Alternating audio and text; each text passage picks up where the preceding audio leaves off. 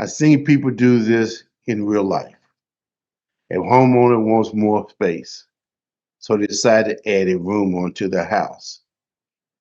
They're excited, they got momentum, but nobody checks the foundation first.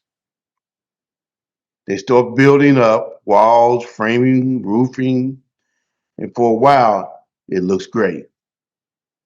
Then cracks start showing up. Doors don't close right. Floors slope. And eventually, the whole addition has to come down. Not because the idea was bad, but because growth started before the foundation was clear and solid. That's what happens in business and life. People don't fail because they don't try. They fail because they build on confusion, right? Most